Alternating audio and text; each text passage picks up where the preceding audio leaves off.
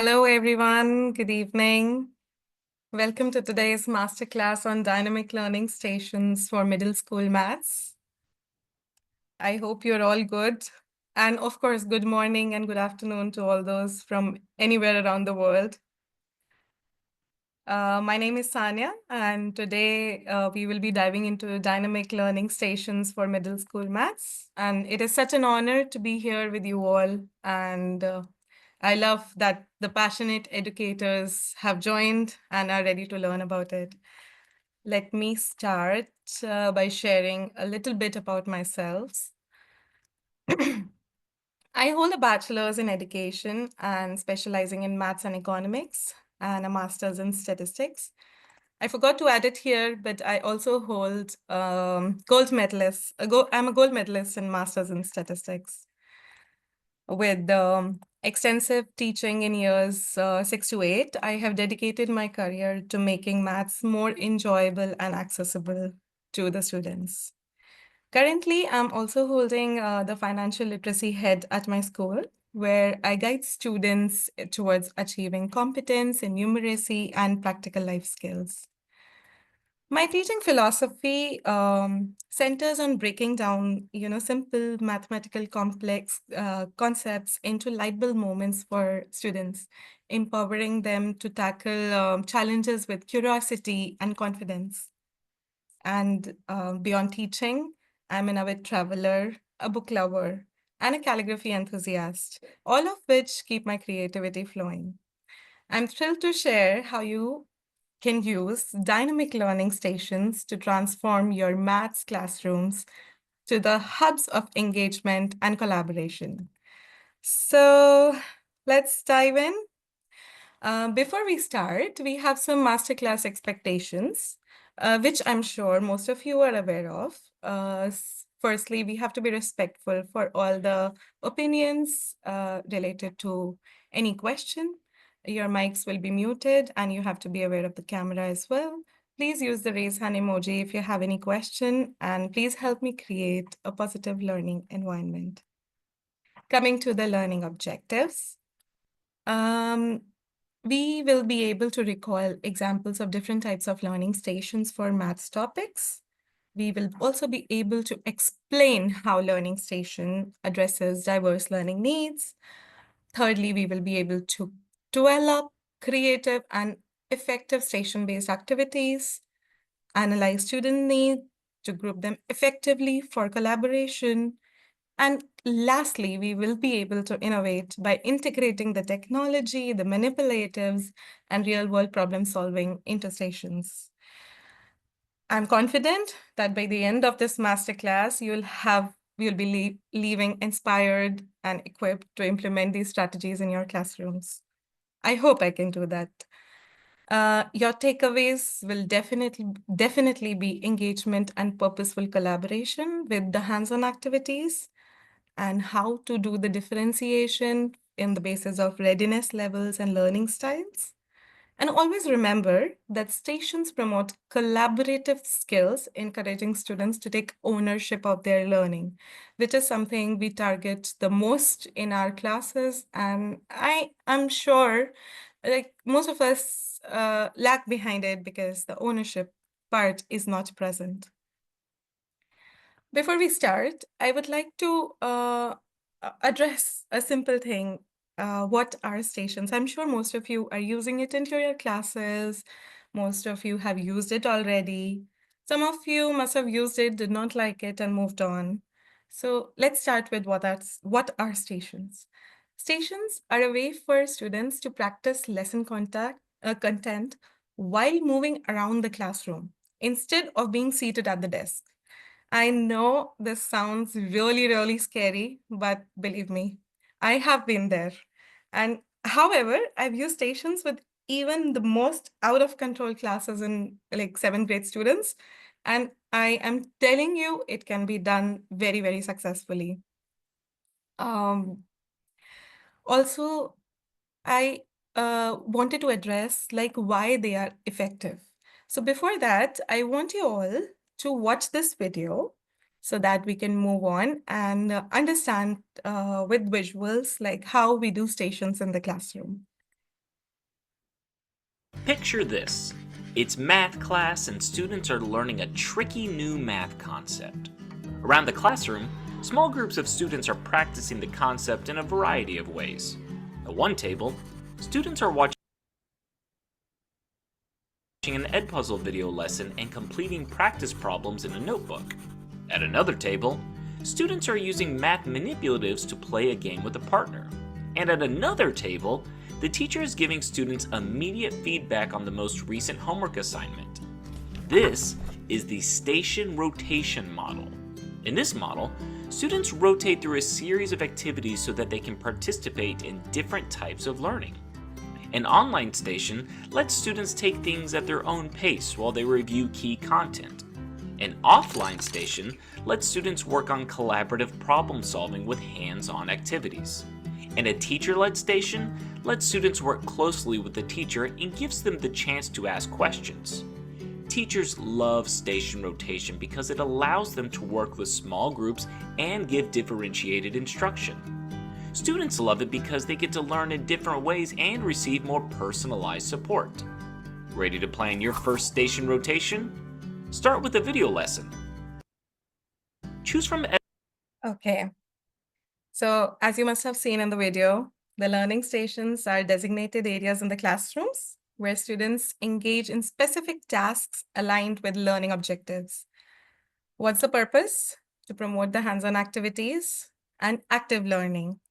Differentiate the instructions because in the previous video that you saw, the teacher made 3 different groups, so 3 different stations for them. And to be honest, I know most of you would ask, okay, I can see only few students and the 3 stations were okay. What about the class which has more students, bigger group?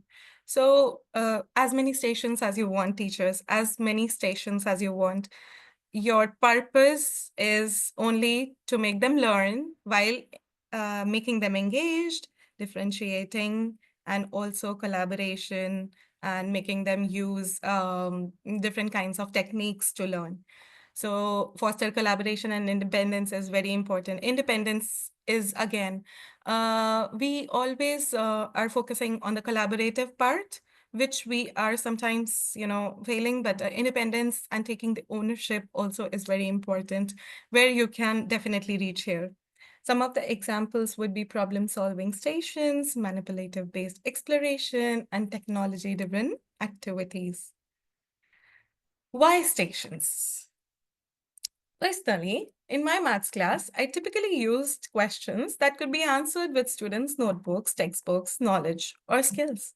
I included a variety of question levels, some easy, some straightforward, and others rigorous and challenging. I have also set up measurement stations with tasks to complete, such as finding the length of an object using the measuring tape. When I noticed that students had a hard time finding information in textbooks, I had stations where students had to find only a specific piece of information. I have even cut up worksheets and posted it around the room as stations. Answering the questions on a worksheet can be tedious, but when the same worksheet is in a station form, it becomes more engaging and more meaningful. So sometimes on a lazy day, making a lesson plan, I don't want to think about so many stations. But even if I'm using those worksheets, I'm going to stick them around anywhere. That also is going to create my stations. That also is going to foster student engagement, their well-being. Uh, Also, educators, it is very important for the students to move around the class. Whenever the students are just sitting in their place and doing their work throughout the class, and imagine class after class after class, they are not going to move around the class. I'm sure their well-being is also disturbed. So it also fosters students' well-being. The data has also shown that the student engagement, the retention of mathematical concepts, and the development of problem-solving skills has significantly increased in a station-based classroom. You can clearly see the difference in the data. And I have not taken it from one source. I have taken it from a lot of sources that have been mentioned below. So you can clearly see how station-based classroom is very, very effective, and specifically in a maths classroom. So to dive in, let's start with an icebreaker activity. I would like you all to see this riddle and answer my question. I am what teachers juggle, twist, and mold, making sure every student's story is told. I require effort, time, and flair, but in the end, each student gets their share. I'm the reason some days feel like a race. But when done right, every learner find their place. What am I? I would like you all to think about it, drop the answers in the chat box, and let me read your answers.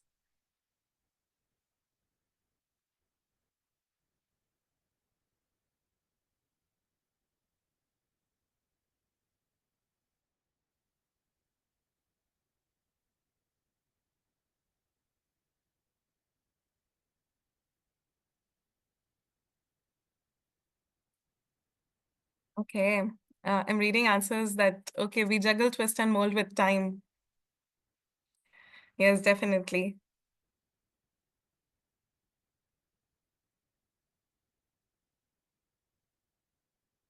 Nice time. Okay. Uh, and somebody has even written teacher, time and effort.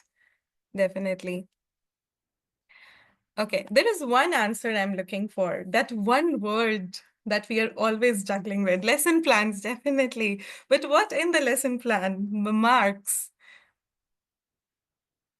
I love your answers, teachers. I love your answers. Okay. I'm looking for a specific answer. Objective. Wow. Okay. I'm giving you another hint. I want to make you answer what I want. My lesson objective should be achieved. There is an answer somewhere in this wordscape.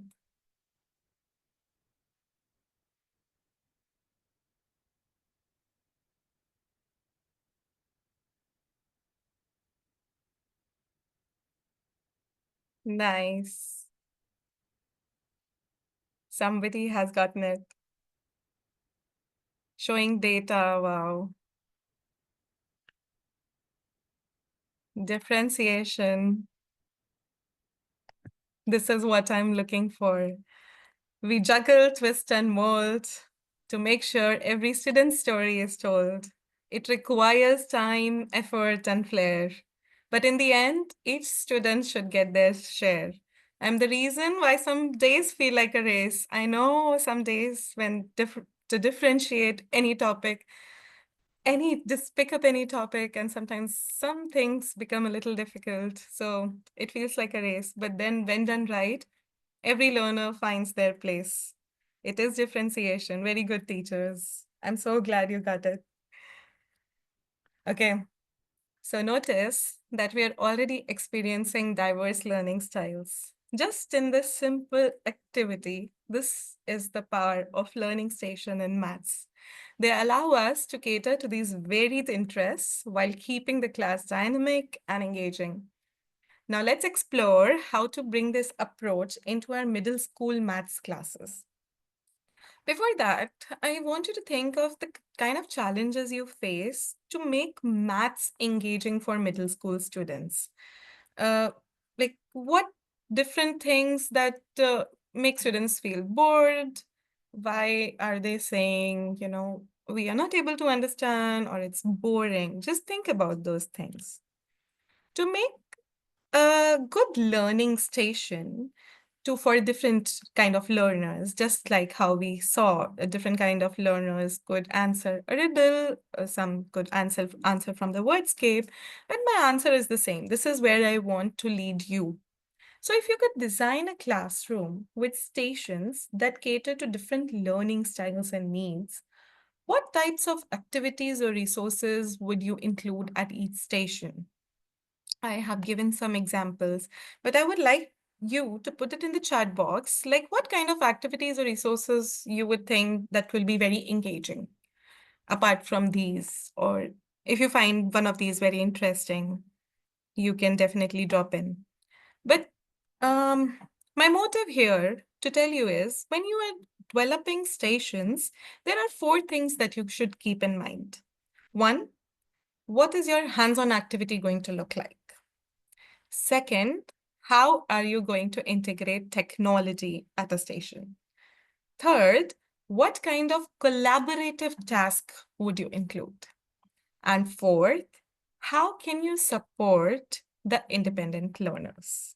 Now, these four things in our lesson plan definitely has to be somewhere. Imagine doing it in those 10 to 15 minutes of either independent learning or the learning phase. Imagine doing this only in 10 to 15 minutes, all of them, without wasting any time. Why? Because we have different stations and small groups are working on different stations. This is where the learning stations combine everything in a ball and make you not lose any kind of time and integrates everything that a lesson plan should look like. Hands-on activities, technology, collaboration, and independent learning. Moving forward, I would also like to ask you the challenges that you face while differentiating in maths instruction. Please scan on the QR code if you can. And somebody who cannot can either also put your answers in the chat box. I really want to know the challenges that you face while differentiating maths in the classroom. I'm looking forward for your answers.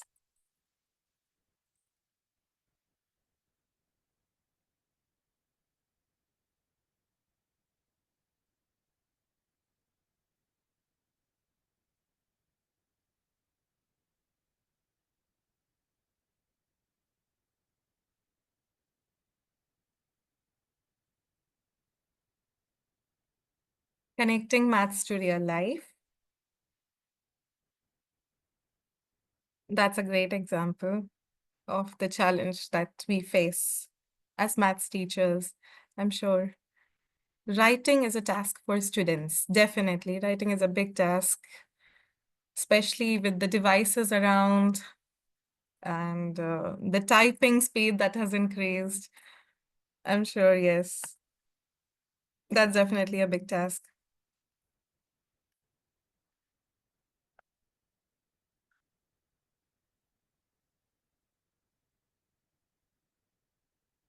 Learning styles, connecting to maths to real life.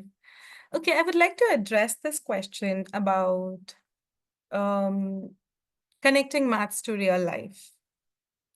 I'm sure it is very difficult when we want to connect maths to real life. And we also want to show the connection.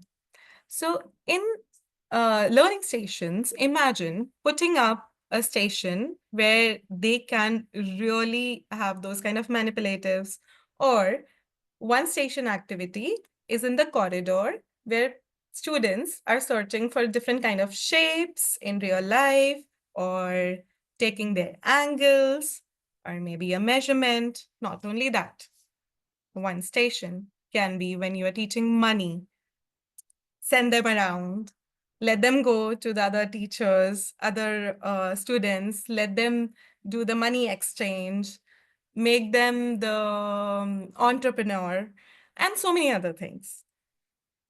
To engage them for a very long time is really challenging. Yes, engaging for a very long time is challenging. That's why another answer to this is again stations. Stations, station one. I can't do station one. No problem. Station two. Okay, I'm done with this. Station three. So they are always moving. They are not going to do one thing for a very long time, which is going to look tedious for them. There is another challenge, learning formulas. Learning formulas is a very good challenge. Like, I mean, I can understand sometimes they forget like how to get an answer to something because they forget the formula. But unless they understand how this is happening. I will give you a very good example of a formula of a profit. So when you want to teach them the formula of the profit, it is basically the selling price minus the cost price, right? But how? Like, how do they do that? Every time, okay, loss is the cost price minus selling price, and I mean, it's very confusing, right? So they can get jumbled up and so many other things. Why to teach them formulas like, okay, this is this minus this, and this is this minus this multiplied by this? No, let them do it. So we are going to go forward to see how these problems can be addressed, making sure everyone is on the same page, definitely. How do you address this when many students are there in the class? Um, Miss, if you are asking about using stations, when there are many students, to be honest, even I have 30 students in my class, what I do is I make 4 to 5 stations in that case. So every station will have only 6 students working at the same time, not more than that. I believe 5 to 6 is a good strength, and more than that should not be in one station. Okay. We'll move forward. We have taken different challenges. There are a few examples I would like to share, which you can address to your challenges, but we will address all the challenges later on. One is the manipulatives. So when it comes to real life problems, learning the formulas, manipulatives is a very, very good idea. The second is the computation practice, problem solving skills. So they need to compute their answers, they need to solve the problem, and it has to be a part of the station. It cannot, like, you cannot omit that from like being a part of the station. So no matter how many games you include, no matter how many technology, the problem solving should be in either of them or separately put. Then we have concept application, where they will apply the concept that they learn and where it will get real to connect it to the real world, and the technology integration as well. Now, basis for the differentiation in learners, it is, uh, as quoted by Albert Einstein, it is the supreme art of the teacher to awaken the joy in creative expression and knowledge. The expression and knowledge, it can be created in diverse learners. Now, what factors guide you in assigning tasks as mild, medium, or high? I want to know, is it something which I, I'm sure it happens, but what I have seen most people or most teachers do is, okay, the mild ability, the medium ability, and the high ability. I'm going to keep rotating that in all my lessons. The mild student is going to do mild until the end of term 1. The medium student is going to do medium until the end of term 2. So what am I going to do? What factors are guiding you to assign them the medium, mild, and high tasks? That's a very good question. How to check on their understanding or progress after station tasks? I am going to come to this answer, and I'm definitely going to address this. Okay, so the answer to this question is baseline assessments, observations, discussion, feedback from previous teachers. That's very great. Um, I am sure that the students who are doing mild are continuing to do mild for a very long time based on the baseline assessments, the observations, the previous assessments, and all. But there are some topics which my mild child can do it very good. Like they are doing better than somebody else. So, are we giving them the opportunity to do the higher ability task or a high order thinking task in that particular lesson? Are we giving them the opportunity? If yes, It is very, very good. I'm so happy, so glad that that opportunity is being given. But to be honest, in most of the classes, sadly, it's not the case.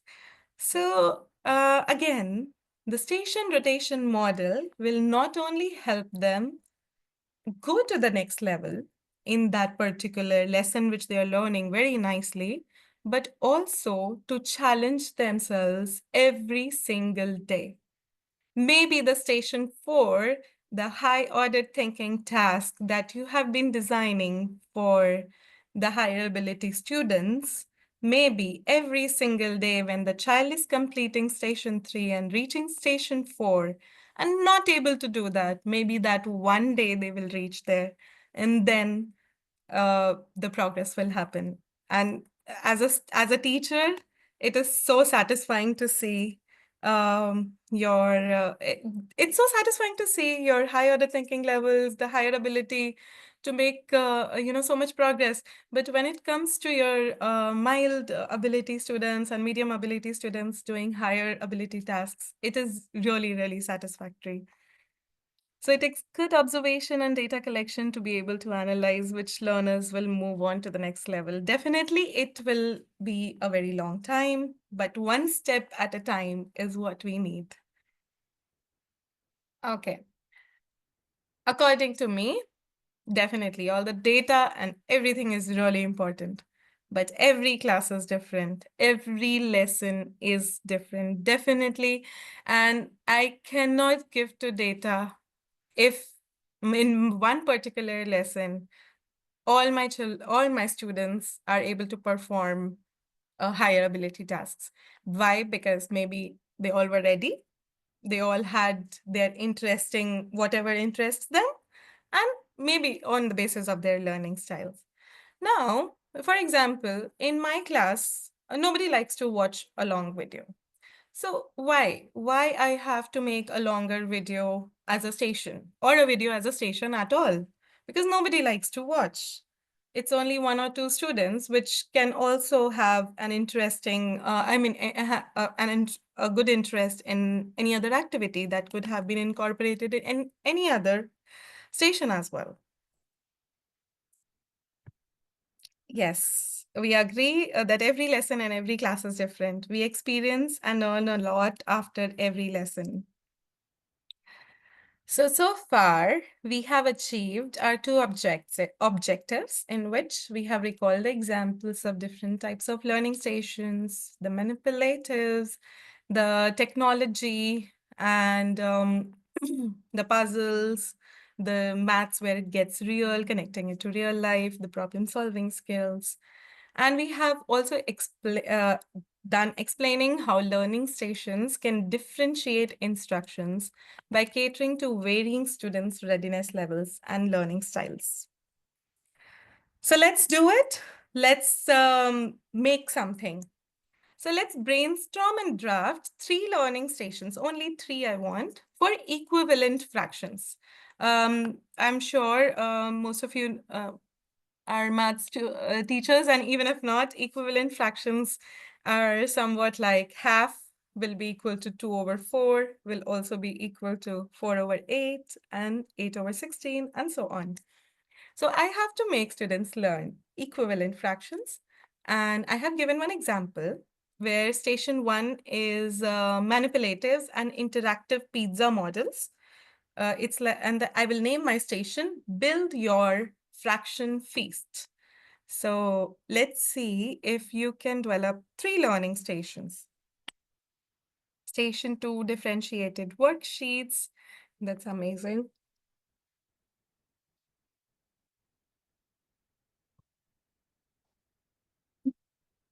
Okay. So can we skip worksheets for a while? Or can you name them as challenge cards stuck around your classroom instead of giving them differentiated worksheets? I'm sure we are all doing it almost every other day, the differentiated worksheets.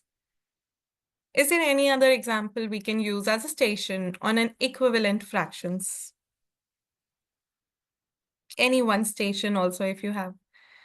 Manipulative digital game, that's very nice. Real life items like apples, that's great as well. Yes, apples also can be given for them to understand how equivalent fractions look like. Apples, fraction strips, that's amazing. Coloring sheets, yes. I'm sure a lot of them are really creative and love to color and build something. Fraction wall.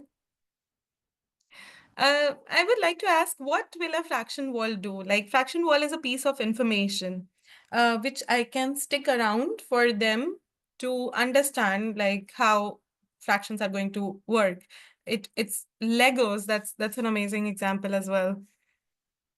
They love them. Blocks.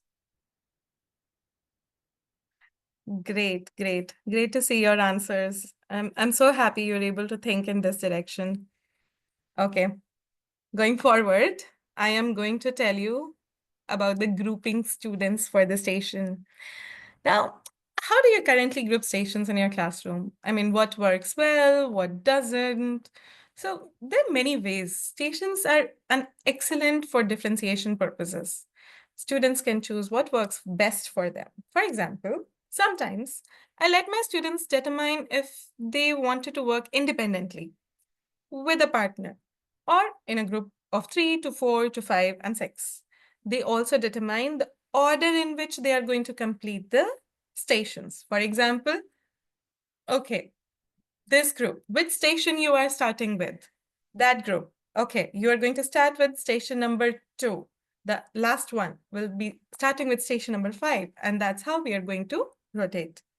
They also determine the order in which they completed the stations. They could skip around the station also or go in a numerical order depending on what kind of stations you have designed. You have to give them clear instructions. Now, somebody asked me a question. How are they going to know, like after each station, did they learn or no? I am not able to reach that message in the chat box, but I think it was a similar question. Like, how are they going to know? Like, what are they doing? I am going to be only with one group at a time. I cannot split myself into 4 or 5 groups and see everybody is doing well or no. So, posting an answer sheet gave my students support by allowing them to check their work or get help with a problem that they were struggling with. Now, posting is something um, I sometimes do, and sometimes I keep the strips with myself. They will finish one station, show me their work. I'm going to hand them a strip. They are collaboratively going to peer assess, they will talk, they will say, oh, see, I said this was the answer because this is the reason. So these kind of, talks are going to happen. While my students are working, I was free to meet with a small group of students who need extra support. Sometimes I determine ahead of time who should be in that day's support group, and other times I leave it up to the students to ask me for any kind of assistance. So I hope you got answered. I always have those strips of answers in my pocket and in my hand. So I'm going to give it to them. Station 3. You finished. Very good.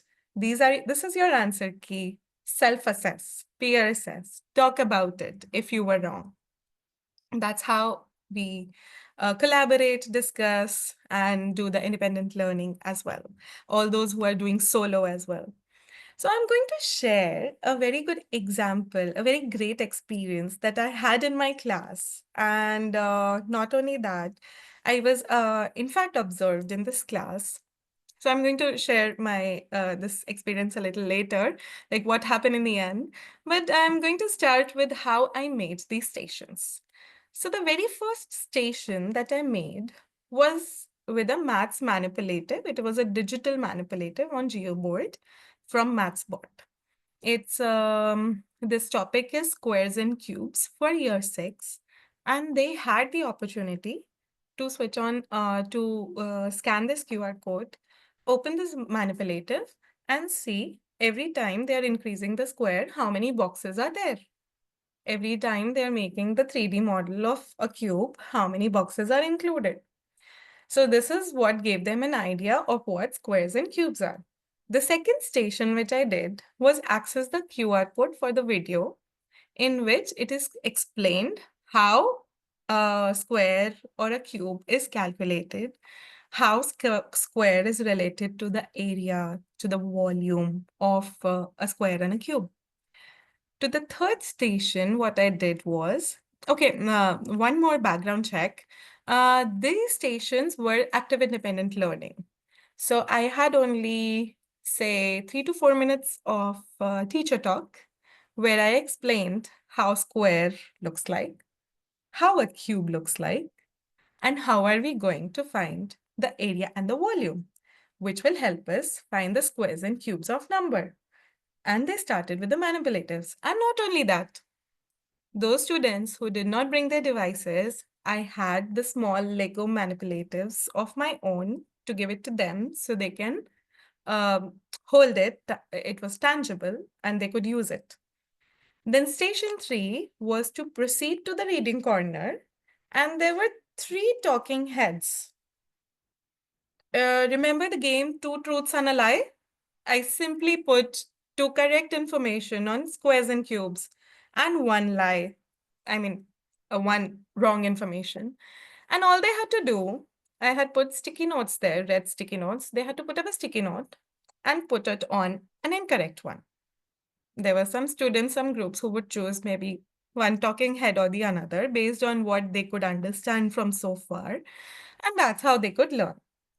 Then um, I could head to, I told them the students who were done with station 3 could move to station 4 to tackle the challenge cards that were displayed on the maths board. Everybody has the maths, English, science board in the class. And whatever lesson is going on, we put the vocabulary and some, the solving examples there for them to, view even when they are not doing, maybe they're doing science or they are doing some other activity and they can still look at the board.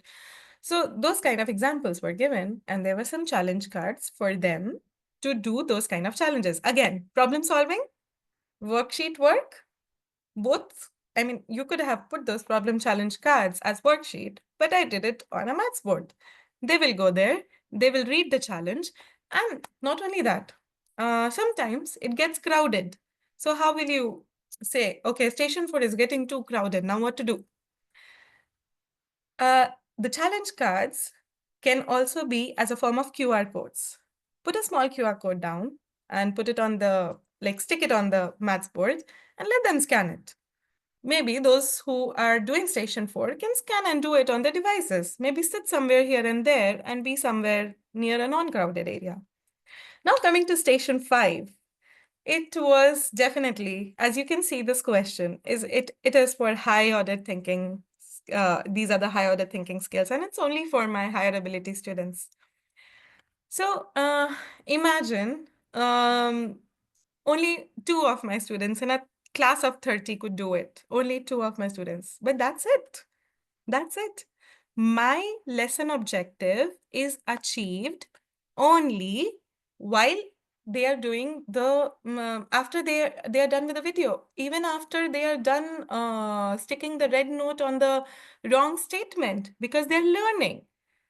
Even when they are done with the challenge cards are also differentiated. So again, in the end, my observers stopped me during my plenary and they created a real life example question for my whole class, gave them strips of white paper, told them I went to the Dubai Mall and I went to the aquarium. There was a cubicle aquarium and I just wanted to know how much water it can hold. And trust me, I had more than 95% attainment level. They wrote their answers, they displayed it on 3 to 1, and all of them could get it. All of them. Okay, taking the questions. In higher grades, children understood your actions and worked themselves. But in kindergarten, without teacher task is really a big challenge. Definitely.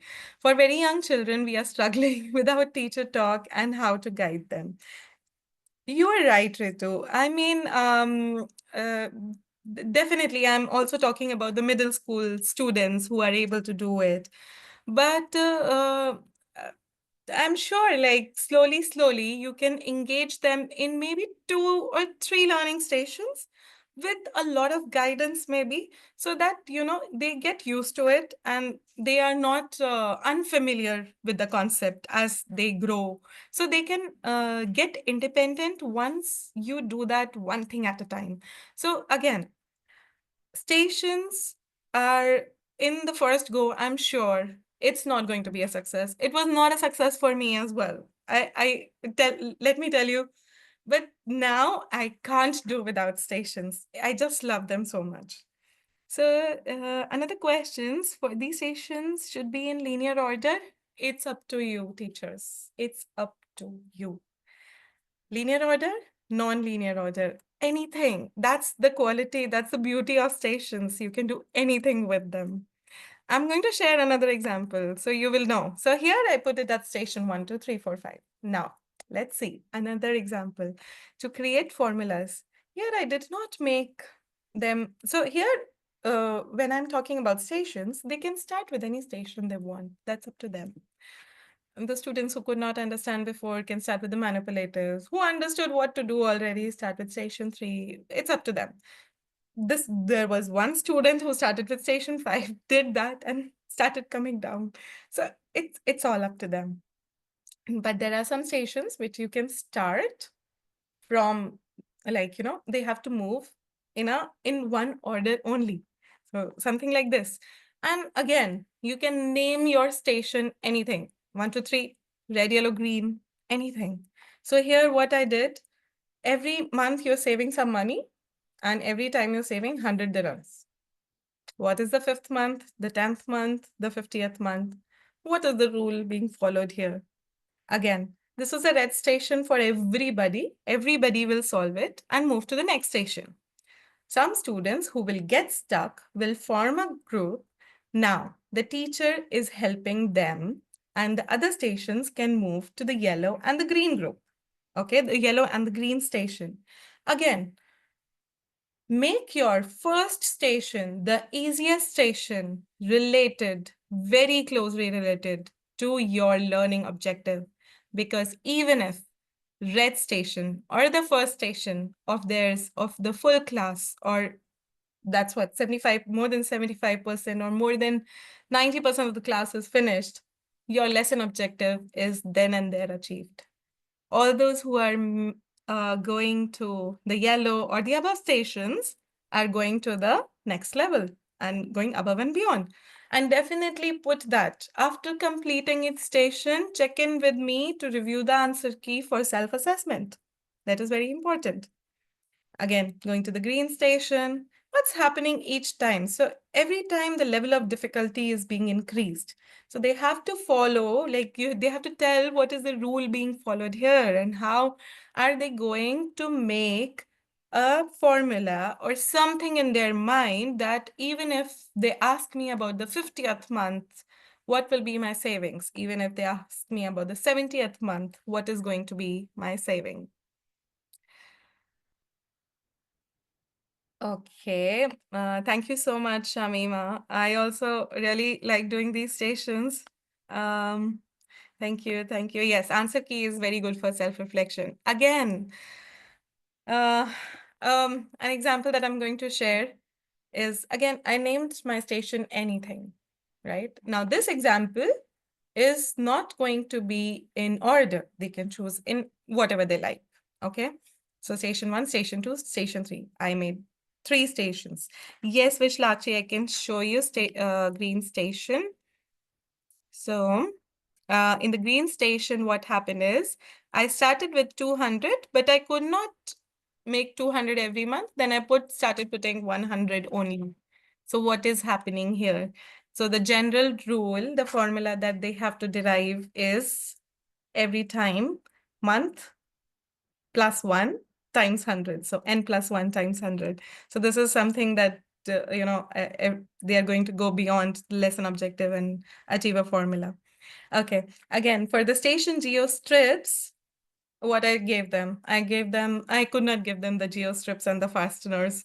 I had to give them the ice cream popsicles, and they had to see for how many geo strips, how many fasteners were required. Okay, now if there were 10 geo strips, how many will be required, and so on and so forth. So they have manipulators with them, and they have the table with them. They have every information that they need is right here. Again, they have the tables, they have the chairs, they have to do the question. They have to see, remove the chair, put the chairs, and see how many, it's going to take. Again, they have to generate a formula. Diagonals. So here, rather than giving them cutouts of polygons because they have to find or verify the formula for calculating the diagonals on the basis of number of sides. So rather than giving them a polygon, I gave them a maths manipulative in GeoGebra in which they had a different polygons in front of them and they could draw and see how many diagonals are there. And they could relate, okay, if this was the number of sides, exactly these many diagonals I was able to, find. So again, so this formula is working. So they are going to verify the formula and check how much will be there for 100 sides. Excuse me. So in my examples, I have given you 3 different examples. It can be in any order. You can name your stations anything. Maybe sometimes try to name your stations, Station Ronaldo, Station Messi. We know they love them, Station Mbappe. We have to generate their curiosity. And something about Mbappe should be there. Oh, the problem solving. Mbappe has 16 apples. If he donated this many, how many will he be left with? So we can put that across. I have a question. Does a child require the printouts of the station task which they take and stick in their maths book and answer theirs? No. So what I do usually is I collaborate all the stations together, and sometimes I give them the QR codes where they can access all the stations and they can do station 1 for station 2. But in their notebooks, this is my way of letting them do everyday work. There are some times where I actually print it out for them because they need a personalization. And I mean, it depends on how you can manage the printout cutting. So how I manage is rather than having these stickouts for them, I take I generate a QR code for all the stations, and I print the QR code. I stick the QR code in their notebooks, and I let them write which station are they doing. Are they doing station diagonals, the station chairs? Okay, this is their answer. So different students are doing different stations. There's where you can easily show differentiation that my different students have been doing different stations. You will not have a lot of paper printing. I mean, you have to save paper definitely. So here's a quick way of doing that. So that's what I do. I hope that helps. Coming to groupings, there are 3 different kinds of groupings that we can do. We all know that. One is the heterogeneous mixed abilities. Why? We have to foster the peer learning. Then we have flexible groupings where, sometimes they want to do it with their friends. Allow them. I mean, we have to sometimes listen to them. And they are very good at making us, do something. The third one is the homogeneous. Why we need to do this? Sometimes we need to target the specific skill gaps. We know already that this is the target group we are going to help as a teacher in this class. But believe it or not, some students can tackle the stations solo too. Some just vibe better flying solo, channeling their inner maths maverick. So it's okay. I mean, some students you can let them do the solo stations as well. I would like you all to please, because this is kind of a poll, if you can scan it and let me know if you have ever done stations, what, or even if you have not, so far, what do you think is the biggest challenge you will see if you use stations? Or even if not, you can definitely put in the chats. Um, but that's kind of a poll, and I wanted to see what kind of challenges like students like you will feel while doing station activities.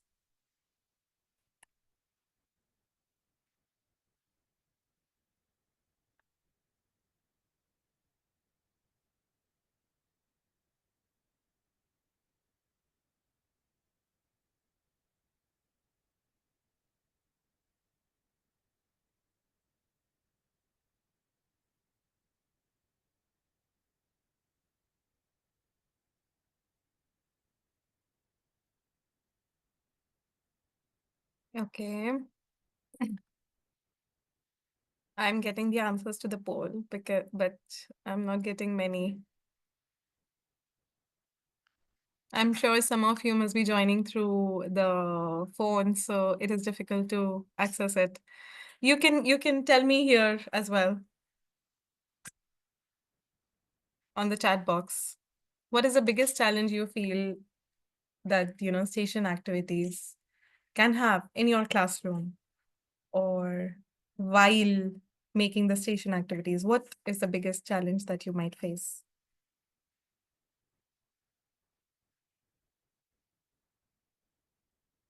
Okay. So far, the maximum number, and I was expecting that because I have an answer to that, but I was expecting others as well. So I wanted to talk about that as well. But the maximum number and the percentage that I can see right now in the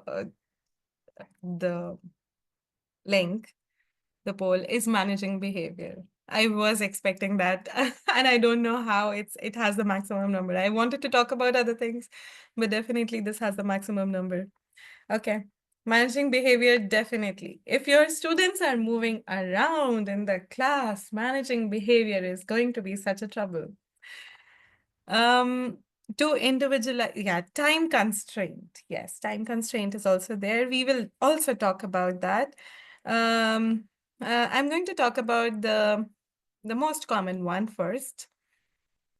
If you are directly supporting a group of students, just walk around the room and monitor the behavior.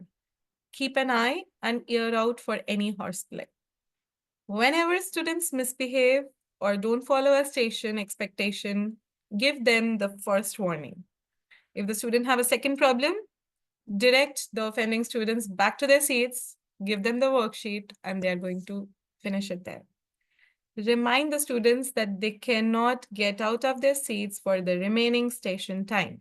Otherwise, you might be finding them messing up with their friends and wandering around the room, saying that they're working on stations, but actually not. Depending on whether your station consists of questions or tasks, your students might not be able to do every station on their worksheet. And that's completely okay. You don't want them to do every station. You, your None of your stations should be below the curriculum. None of your uh, stations should be low pitched at all. You are pitching them with the lesson objective and only above. So even if they do one, they have achieved their lesson objective. So none of the stations should be below pitched at all. So if they are not able to do, if they are done with one, they can understand, they can answer one or two questions during the plenary, good to go. We are good with that. So, depending on whether your station consists of questions or tasks, your students might not be able to do every station. In that case, instruct them to skip the station or complete it individually later on. So, one is enough. Now, biggest advice here is don't let small misbehaviors get out of hand. Immediately give the warning consequence and briefly explain to the students what they did wrong, why it's a problem. Here's like an example. Kevin, you were visiting another group again. When you do this, you're distracting them and you can't learn. Because you did not follow my instruction, you have to complete the stations at your desk on your worksheet. That's it. Um, with this, we achieve 3 and 4 stations, developing sample activities and analyzing the students' need and determining appropriate grouping strategies to maximize collaborative learning stations. Just one thing left is to create. How are we going to create the learning stations?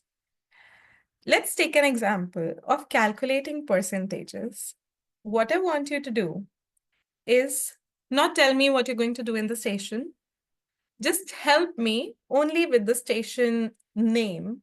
And I mean, it should be guessing enough, like what is going to happen in the station. Give me 4 stations, which you can do on this topic, calculating percentages with maybe an year 6 or year 7 group of students. So if you can share it on the Padlet or you can share it here in the chat box, both are good. We have just 5 more minutes to wrap it up. I'm not going to take much of your time. And I'm so thankful that you have joined on a Saturday evening.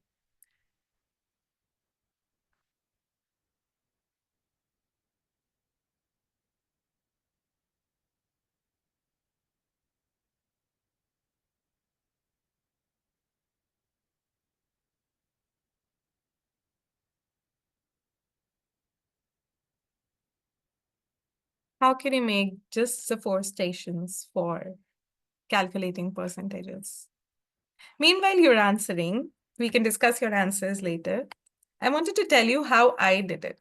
So just so it's quite clear. Now, if you look at this station 1, so I did it in an order. Now, these stations need to be done in an order. Reason being, this is a very new topic I'm teaching them. So you have to depend your answers in that. Oh, Shamima, very good answer. Discount offer. That's amazing. That's what I did as well. You when you think about percentages is yeah, when like you always think about the discount. And I'm sure all the students here are much aware of the discount offers living in UAE. We have discounts everywhere, and maybe other parts of the country. Discount is something people go for every time. Oh, amazing, Sandaria, and how much they have eaten. Oh, wow, wow, that's a very great example. Eatables. Okay, let's see how I did it. I did it in an order. Every student have to go in from station 1 to station, say, 3 or 4. I gave them a restaurant menu, and that's where they started laughing because I made small mistakes for them to get engaged. If you see lemonade spelling, it's lemonade, and then pina colada is pina colada. So yeah, I did that purposely, is because the students love to find out what went wrong with the teacher one thing. And then they're like, oh, I'm going to order pina colada because this looks very fancy. So that's how they are going to start their activity. So if just this, then again, it's going to be boring. So first they had to explore. They wanted to order, okay, I'm going to order these few things. What are their price? And if the 20% discount is valid, what is the discount I'm going to get? Then they will move to station 2, in which how much they're going to pay after the discount. I'm sure this is clear, but it's just one addition. The topic is only calculating percentages. So can you think my station 1, simple activity, simple station, and they have already achieved their target. So target as in like the objective is achieved. I'm sure there are some students who could not achieve this objective, and we will have buddy learning, peer learning, and everything else, but they are already done with this. Then again, now we are going above the lesson objective. How much will they pay after the discount? That is decrease in percentage, right? In the third one, I said, what if this bill was in UAE? We have 5% VAT also. Every student knows about the 5% what. Now, on the discounted amount, you have to pay 5% what? Again, above that, where they're learning about increase in percentage. I'm sure, like, by the time station 2 to 3, your student number gets smaller, and you have to target the groups who are still on station 1. So this is how your works get reduced, because they are going forward and we are helping them to promote from station 1 to 2, or some buddy learning is happening. Then go station 4 again. Derive the formula to find the percentage increase or decrease. Example, when you find the new price after a discount, if you want to do that again and again, what formula can you use? That's where they will use their research. I'm going to tell them, okay, no problem. Use your device maybe and find it out, like how you can generate a formula to find the percentage increase or decrease. This is how I designed my station with calculating percentages in one order, but I'm sure you can have different examples, and we can all do it in very, very different ways. I hope you liked it, the examples. And if you have any other example, I am happy to share that with all of them. If you could put in the chat box. Um, let's meanwhile go forward. And our station 5, which is, I mean, our, yeah, it was our station 5, but our objective 5, which was innovate by developing new station activities while incorporating technology, manipulators, real world problems, is also achieved. Conclusion. Learning stations transform middle school maths classes into dynamic, interactive spaces, opportunities. Let's commit to create different opportunities for every student to thrive. Which station are you going to implement first? Share your plan in the chat if you would like to. And how do you get all these ideas? Um, I I am not sure, but uh, okay. I got this idea one day where I was developing a lesson plan, and that's when I was thinking of 4 different kind of activities for mild, medium, spicy, and hots. It was a new lesson, and I had heard about stations in my master's. And I was like, okay, I'm sure a lot of students cannot start with spicy, irrespective.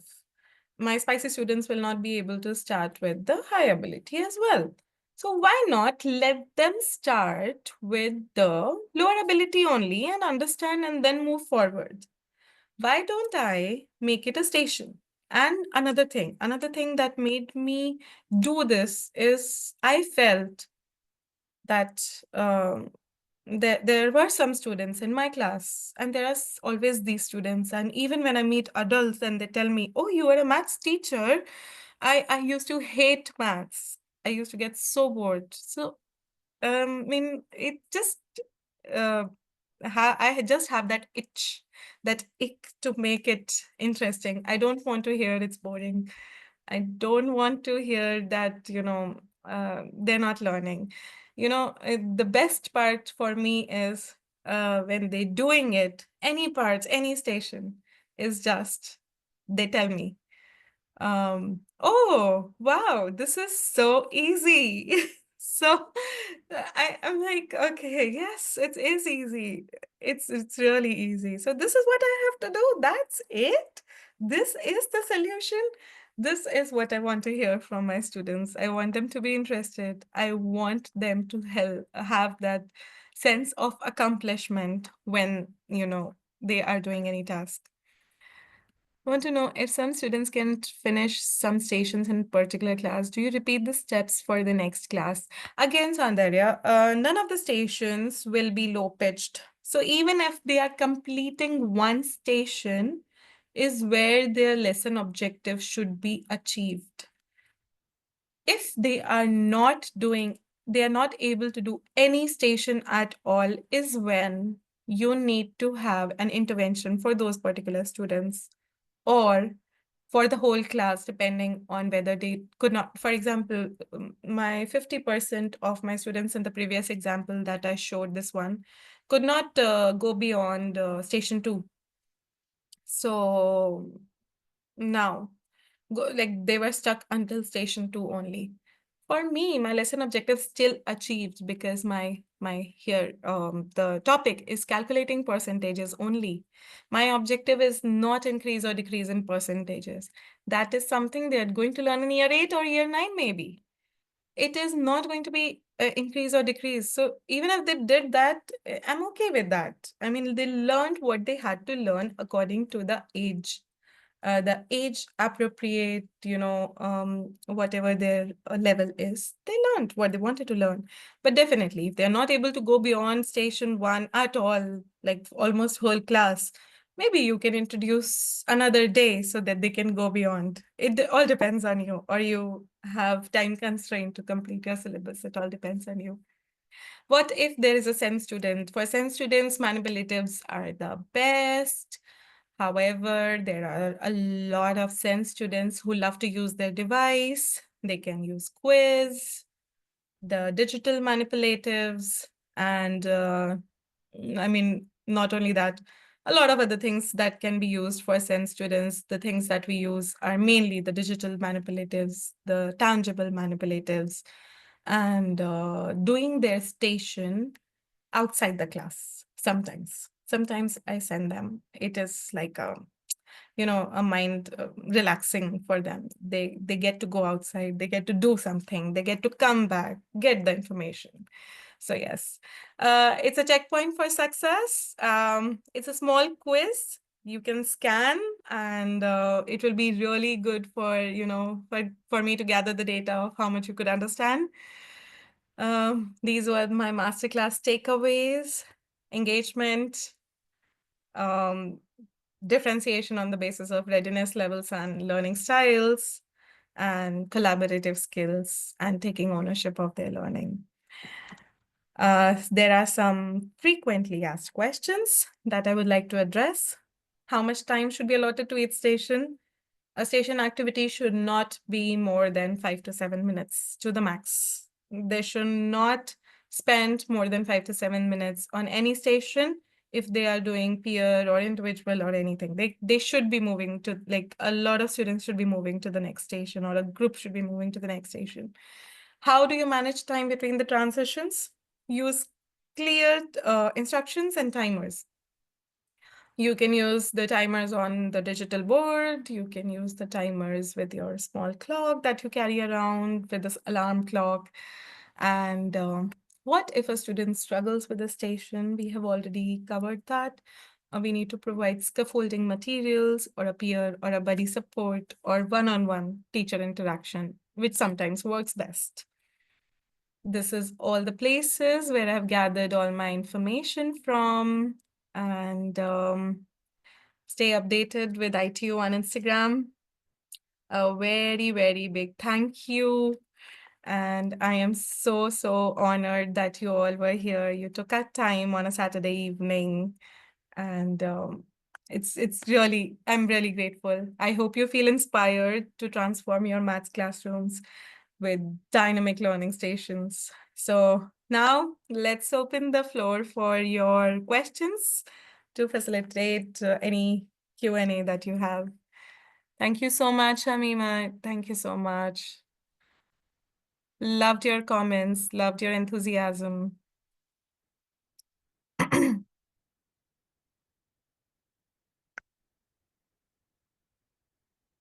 Thank you once again. Thank you once again for your time and enthusiasm.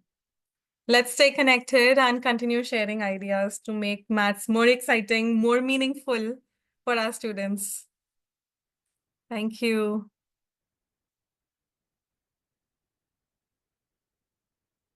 Thank you so much, Swati. Thank you, Reshma. Thanks, Cecily. If you have any questions, you can stay and we can have the Q&A round.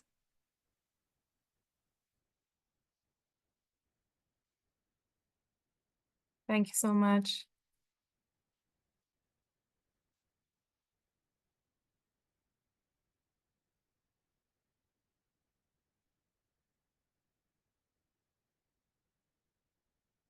All right. I think my masterclass was interactive and answered all the questions already. Thank you. Thank you, Kirti.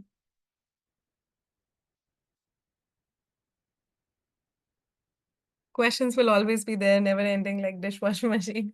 Yes, definitely questions will always be there, one or the other question. I'm sure when you start developing them, the questions will be answered. Yes, we will learn by doing it. That will always be there. And that's what maths is all about. The students will also learn by doing it. So they have to do it, either this or that. Anyway, they have to do it. Without doing, they cannot learn.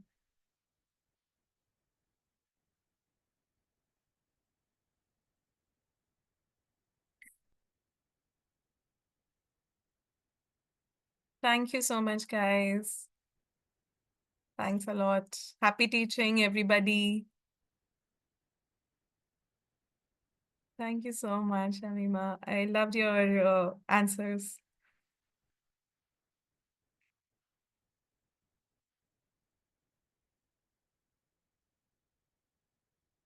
Is there a way to get questions answered in the future? I'm not sure about this, but definitely, I mean, research is what's going to help you. I'm sure there are many ways to know the answers nowadays.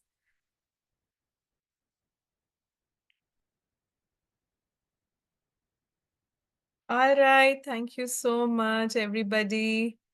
Have a lovely weekend. Thanks for joining again. Bye. Adios.